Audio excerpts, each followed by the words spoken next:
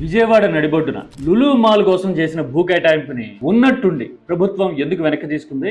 ఇది కేవలం టెక్నికల్ విషయం మాత్రమే కాదు, రాజకీయంగానో ఆర్థికంగానో ఇందులో అర్థం చేసుకోవాల్సిన విషయాలు, లోతైన ఈక్వేషన్ చాలా ఉన్నాయి అని అనిపిస్తుంది. మనకు తెలుసు కదా, విజయవాడ నడిబొడ్డున ఆర్టీసీ పరిధిలో ఉన్న 4.15 ఏకర్స్ ల్యాండ్ ని లులుకి కేటాయిస్తూ గత ఏడాది ప్రభుత్వం జీవో కూడా ఇష్యూ చేసేసింది. అన్ని వైపుల నుంచి నిరసనలు వచ్చినా, క్వశ్చన్స్ వచ్చినా, అసలు మాల్ ఒక ప్రైవేట్ వ్యాపారానికి ఇలా బస్టాండ్ ని ఖాళీ చేసి మరీ ల్యాండ్ ఇవ్వడం ఏంటి అని ఎవరు అడిగినా గానీ అభివృద్ధిని అడ్డుకుంటున్నారు వీళ్ళంతా అని ఏకపక్షంగా ఎదురుదాడి చేయడం చూసాం కదా. మరి అలాంటిది ఇప్పుడు మాత్రం వెనక్కి ఎందుకు తగ్గారు?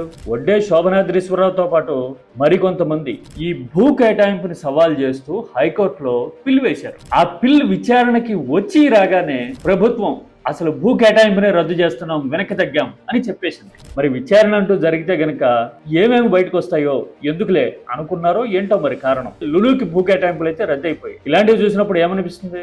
భూ కేటాయింపులు సవ్యంగా జరిగి ఉంటే ప్రభుత్వం తీసుకున్న నిర్ణయం కరెక్ట్, 100% దాని మీద నిలబడతాం అని కాన్ఫిడెన్స్ ఉంటే గనక ఇలా వెనక్కి తగ్గకూడదు కదా. తగ్గారు ఇలాగా కోర్టు జోక్యం చేసుకుని విచారణ మొదలు పెట్టగానే. అంటే అర్థం ఏంటి? కారణం ఏంటంటారు? సబ్జెక్ట్ ఓరియంటెడ్ గా మాత్రమే మాట్లాడదాం.